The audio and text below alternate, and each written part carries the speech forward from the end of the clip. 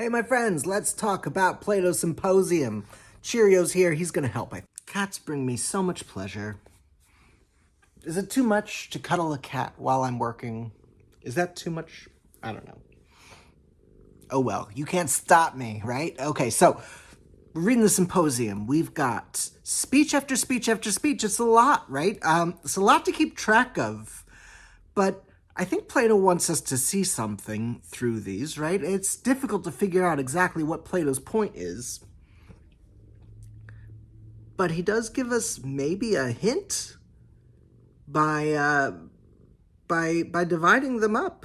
He sorts the participants for us. It's kind of funny. In the beginning, when they are sitting around deciding what they're going to do, deciding the order of the day, one interesting thing happens. They send the flautist away. Why do they send the flautist away? I mean, that's... Okay, listen. Women are often used in this representative way in Plato. It's sexist, particularly when that's the only role that women usually get in Plato's dialogues. Now, the Symposium's a little different. The Symposium has Diotima at the end, and that's really... well, we'll get into it. But here, the flautist is the only female, the only woman present. And why is she there? Well, she's sent away immediately. Sent away. And it reminds me of, in the Phaedo, Xanthippe, Socrates' wife, is there. Did you know Socrates was married? Socrates' wife, Xanthippe. Reputation of being a difficult woman.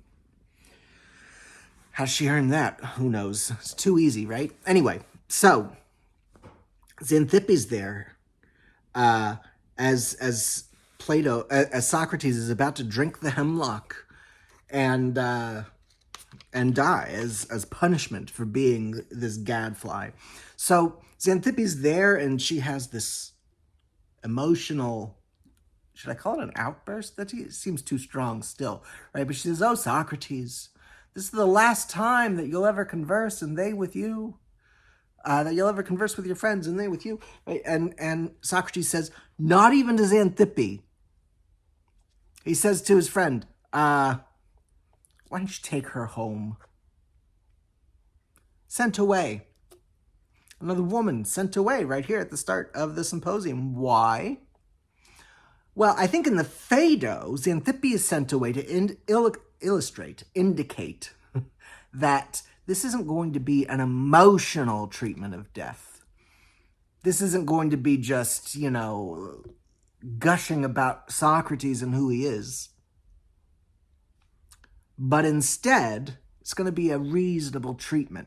And what happens in the Phaedo is, Socrates is trying to convince his friends that there's nothing really to worry about, that death is a good thing. Okay, now here, the woman's sent away. Not going to be that kind of party, right? The flautist is representing pleasure, right? I mean, right? Apparently, according to the editors I'm reading here, the footnote says that the musicians, right, these drinking parties, these symposiums, they'd often devolve into an orgy. Since we're talking Plato here, I'm going to say devolve. And the musicians and servants would be expected to participate. So sending the flautist away, I think, is indicated as not that kind of party. She's representing music, frivolity, pleasure, but also, I think, sexual pleasure. So it's not that kind of party. We're going to think about love, but we're going to think about love. We're going to praise love for all that it means to us, the significance, not just the physical pleasure. Okay, now the participants, right? We've got seven people here that we're going to sort into two. Socrates is the odd one out, okay? So they're discussing, like, send the flautist away. What should we do? Well, we should give toasts honoring love. Should we be drinking? Should this be the kind of thing where we just, really go hard And the answer is no. We shouldn't really go hard. Why not? Two reasons. One, half the participants don't really drink much. Eryximachus, who is a doctor, Aristodemus, and Phaedrus. These three aren't given to drinking very much. I wonder, as you're reading, can you generalize across them? What do they say about love? Are they in one camp together, maybe? Let's think about that. On the other hand, Pausanias, Aristophanes, and Agathon are still hungover from the previous night. All right, so they're also on board with not going too hard because they're still recovering from going too hard the previous night before. So, and then Socrates is in between. Socrates is fine, whether he's drinking a lot or not drinking, so it's fine. All right, so they decide they're gonna light drinking and their competition regarding the nature of love. Really curious how you read that distinction between the ones who drink and the ones who are sober. Let's talk about Pausanias for a moment. Pausanias is one of the drinkers, okay? Now, he's going to distinguish between two kinds of love. There's the common love, and the lover will direct that common love towards women as well as boys. What's going on there? And then there's the higher love that is wholly male, that's directed towards boys, that it loves minds, it's not cruel.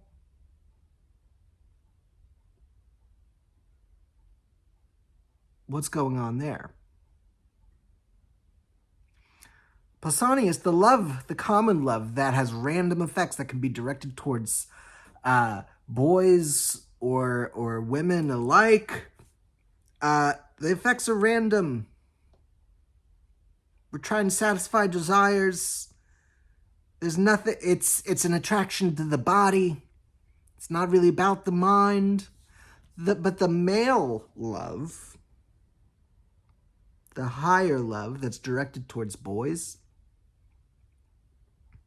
Now, Pausanias says, not too young. It's shameful to be... Okay, so what's going on, right? When we read this, I mean, it almost reads like a rom-com in a way when Pausanias is describing the way in which the lover will pursue the beloved, and the beloved is kind of on defense, but kind of hoping for the most powerful lover.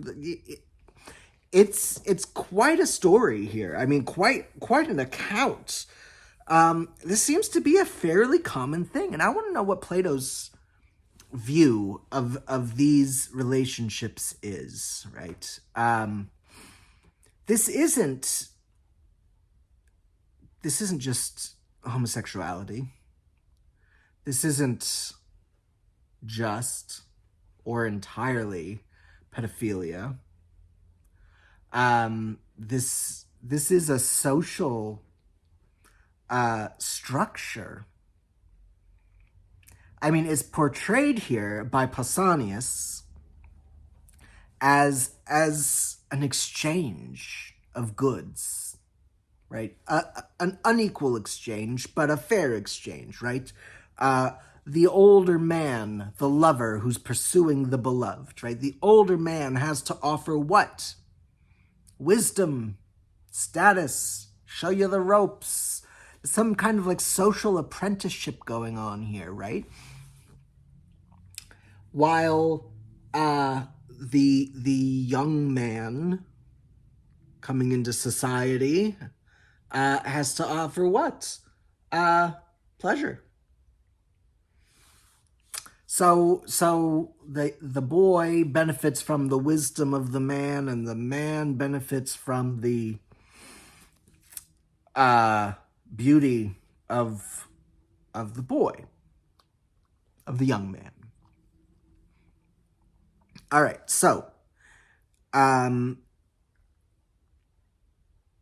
what's going on? What do we think of this? Aristophanes.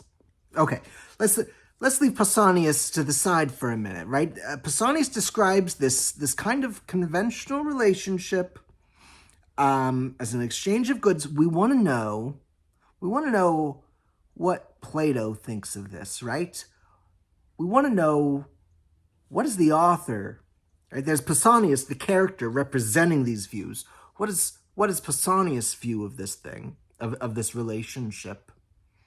And then we want to know, what is Plato, the author of the text's understanding of this relationship? Is he critical of these things? Is he approving of these things? Is there somewhere in between? Aristophanes is another drinker here. Okay, Aristophanes' speech is the most famous of the bunch here. It's portrayed in Hedwig and the Angry Inch. It's great. And Aristophanes gives us this beautiful poetic account of the nature of love, as love being the search for wholeness, the search for oneness. I wonder what this has to do. I mean, where's the commonality between Aristophanes, one drinker, and Pausanias, another drinker, right? What do they have in common here? But for Aristophanes, he tells this story. He gives this mythic account of early humanity. Early humanity, this 8-limbed, 2-headed creature that is blessed and happy, and attracts the jealousy of the gods, who split it in two. All right, so split in two. Now, some are split into a male half and a female half. These are what we think of as heterosexual couples. Some are split into a female half and a female half. And some are split into a male half and a male half. Interestingly, it's even more manly for your other half to be male in Aristophanes here. Isn't that interesting, right? There's something masculine about your other half being male. Your other half is female. I'll leave this aside. I'm interested how, the things that I don't know, people would make fun of in my childhood growing up, right? The things that people would get you picked on or something end up being completely different things in completely different settings, right? How much is ridicule worth? How much is someone's moral outrage even worth? Okay, so Aristophanes gives us this account of love being the search for your other half. Now listen, something you might not know about me, something you surely don't know about me. I have had in my life one romantic relationship. One. Still married all these years.